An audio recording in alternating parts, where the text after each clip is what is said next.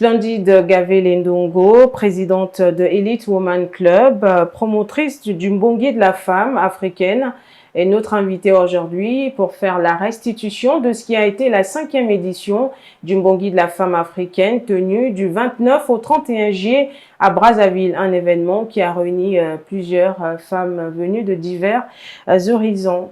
Madame Splendide Gavele Ndongo, bienvenue dans ce journal. Merci beaucoup, bonsoir et merci de m'accueillir sur votre plateau.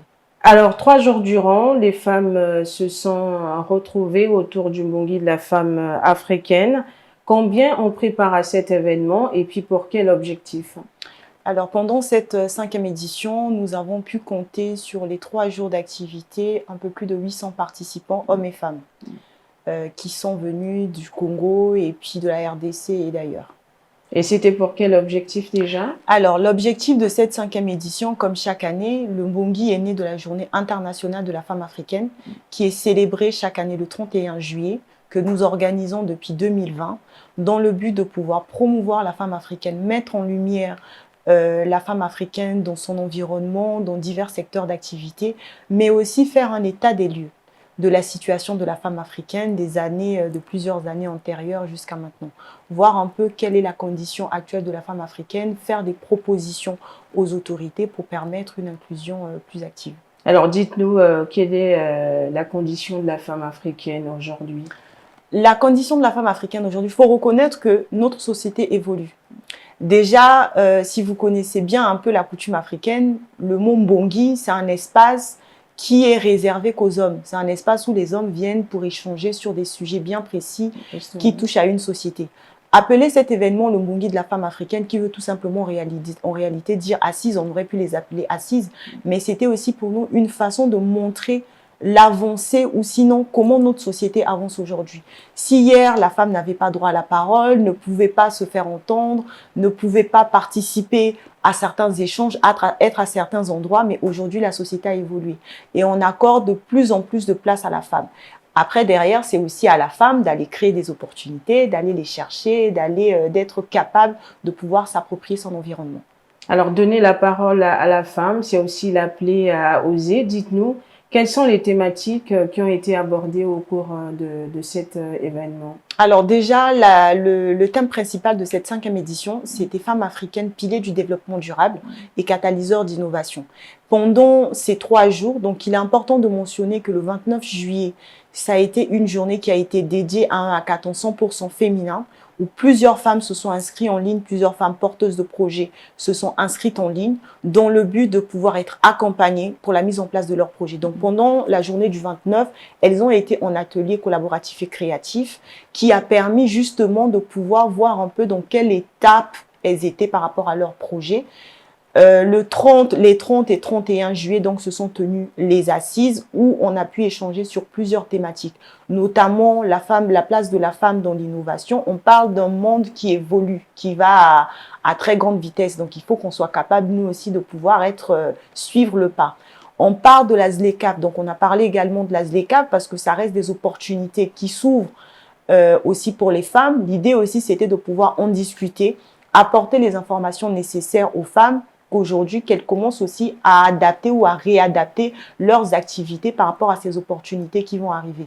Il y a eu également des ateliers de formation qui ont permis aux participants de pouvoir acquérir des compétences ou des connaissances sur des sujets comme le marketing digital, sur des sujets comme la gestion, le leadership, le management, sur plusieurs questions. Nous avons eu aussi une première réunion préparatoire de la conférence internationale des organisations de la société civile que nous allons organiser conjointement avec d'autres organisations de la société civile. Et nous avons eu plusieurs activités phares, dont la conférence des personnes vivant avec handicap qu'on appelait le Mbongi inclusif, héroïne silencieuse. Nous avons eu aussi le tribunal citoyen des femmes, qui était une simulation de procès. On en parlera un peu plus en détail. Alors, qu'est-ce que vous attendez concrètement de ces femmes, puisque elles ont été appelées à contribuer au développement de notre société? Ce que nous attendons déjà, c'est un changement d'état d'esprit, de système de pensée. Parce qu'on peut donner des milliards à une personne, mais si cette personne reste dans un état d'esprit qui n'est pas avancé, qui est bloqué, ça ne servira à rien. Raison pour laquelle vous verrez par exemple pour ces 22 femmes que nous avons retenues dans le cas du hackathon, nous les mettons en incubation pendant une période d'environ 10 mois à compter du mois de septembre, où elles vont être formées sur des notions qui leur permettront d'être des vrais chefs d'entreprise. Elles sont arrivées avec des idées, mais le projet derrière, c'est qu'au bout d'une année, qu'elles passent de la phase idée à une entreprise, qu'elles soient capables de pouvoir créer, qu'elles soient capables de pouvoir contribuer à l'économie, qu'elles soient également capables de pouvoir créer et offrir des opportunités pour d'autres femmes. Elles ont assisté ou pris part à beaucoup d'échanges. On a eu beaucoup d'experts qui sont passés pendant le Mbongi, qui ont transmis, qui ont partagé. C'était aussi le moment de pouvoir les challenger, de les motiver. On va dire de réveiller un peu, ce qui dormait, voilà. Ce qui sommeillait. Et c'est ce qui a été fait qu'on a pu constater. Aujourd'hui, on reçoit beaucoup de messages d'encouragement, beaucoup de messages de remerciements, des femmes qui sont arrivées. En fait, on a eu un peu l'impression d'être un peu comme à l'église. Quand chaque personne qui va à l'église, souvent, on va parce qu'on s'y attend à quelque chose. Je vais à l'église parce que je m'attends qu'en sortant de là, que j'ai reçu quelque chose qui peut transformer ma vie. Et c'est ce qu'on a pu constater avec le Mbongi. Ce n'était pas que des femmes, c'était des hommes aussi. C'était des chefs d'entreprise aussi qui ont reçu. C'était des grands cadres aussi qui ont reçu. Donc, ce qu'on attend, c'est qu'elles aient la capacité de pouvoir oser, qu'elles aient la capacité de mettre en pratique ce qu'elles ont reçu pour que ça impacte positivement, que ce soit leur activité, que leur vie au quotidien. Qu'elles n'aient pas participé, le Mbongi, ce n'est pas qu'un événement, mais c'est une école d'apprentissage où on vient, on apprend beaucoup de choses, mais où on a aussi l'occasion de pouvoir rencontrer du monde qui peut être des opportunités demain pour chacun. Est-ce que vous avez déjà des retours? Parce que ça fait déjà plus de 2 semaines que vous avez organisé cet événement. Est-ce qu'il y a déjà des femmes qui vous appellent comme quoi, depuis que j'ai participé à cet événement, aujourd'hui, j'arrive à... Bah oui, plusieurs. Comme je le disais, je viens de le dire, on reçoit surtout beaucoup de messages. Beaucoup de messages des femmes qui disent, en tout cas, je suis arrivée, j'ai reçu plus que ce que j'espérais. En venant, certaines sont venues par curiosité, mais elles se sont retrouvées à y passer 2 jours pleins. D'autres étaient venues, bon, j'y vais pour 31 heures, mais finalement, elle a passé une journée parce que le contenu était là. Le contenu a répondu à un besoin. Et le besoin qui ciblait les personnes qui étaient là. Alors, femmes africaines, piliers du développement durable, catalyseurs d'innovation, c'est le thème de cette 5e édition. Pourquoi le choix de cette thématique ? Alors, comme je disais, on est dans un monde qui va à grande vitesse, qui évolue. Pourquoi le choix de ce thème? Parce que nous estimons que la femme a un grand rôle à jouer dans la société, depuis toujours. La femme, elle est multicasquette, elle a cette capacité de faire plusieurs choses. Pilier du développement durable parce qu'on est dans une société aussi qui est confrontée à beaucoup de difficultés, qui est confrontée à beaucoup de soucis écologiques. Parce qu'on estime que la femme, c'est un vrai pilier du développement durable et elle est catalyseur d'innovation. Elle peut innover. La femme, vous pouvez la mettre n'importe où, que ce soit en zone rurale, que ça soit en zone urbaine ou que vous puissiez la mettre, elle est capable de pouvoir créer quelque chose. Elle est capable de pouvoir innover. Peu importe où on la met, elle a cette capacité. Elle s'en sort toujours. Elle s'en sort toujours. Et c'est important de pouvoir le souligner. C'est aussi important de pouvoir reconnaître cette capacité en elle. Reconnaître en elle ce rôle central qu'elle joue. Aujourd'hui, quand on parle de paix, on met la femme au centre de la conciliation, au centre de paix. Donc, elle est catalyseur d'innovation.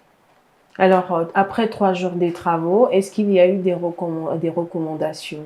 Oui, naturellement, parce que le but du Mbongi, c'est vraiment des échanges et partages, mais c'est aussi beaucoup de recommandations.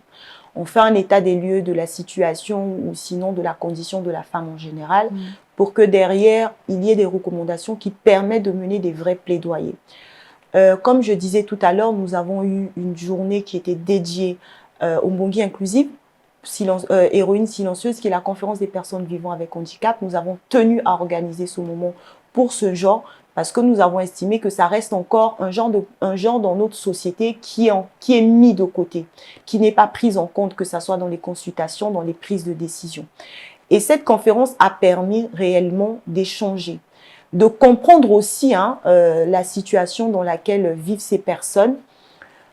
Et la majorité des recommandations qui sortent, c'était l'inclusion. On est heureux d'avoir eu cette 5e édition qui était très inclusive.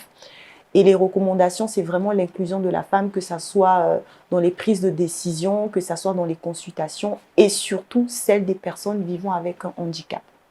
Alors, pour finir avec vous, madame, quel serait votre mot de conclusion? Alors, mon mot de conclusion, ça serait déjà de remercier les partenaires qui ont cru en nous, qui nous ont accompagnés pour cette 5e édition et qui, pour certains, croient en nous depuis la première édition. C'est aussi remercier le ministre de la Recherche scientifique et de l'Innovation technologique d'avoir porté cette 5e édition, d'y avoir cru.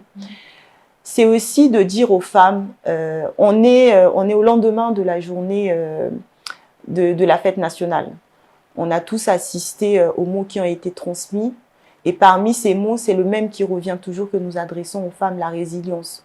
Nous sommes des femmes résilientes et nous devons l'être.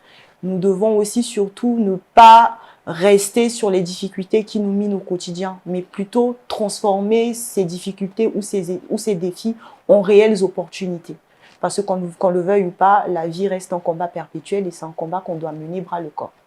Merci madame d'être passée. Merci à vous. Quand est prévue la prochaine édition? Alors la 6e édition est prévue les 30 et 31 juillet 2026 et ça sera à Brazzaville. Merci madame. Merci à vous. Alors je rappelle que nous avions reçu Splendide Lendongo Gavé, présidente de Elite Woman, promotrice du Mbongi de la femme, pour faire la restitution de la 5e édition du Mbongi de la femme africaine. Vous avez suivi avec attention et donc c'est la fin de cette édition. Je vous retrouve la semaine prochaine avec le même plaisir de vous servir.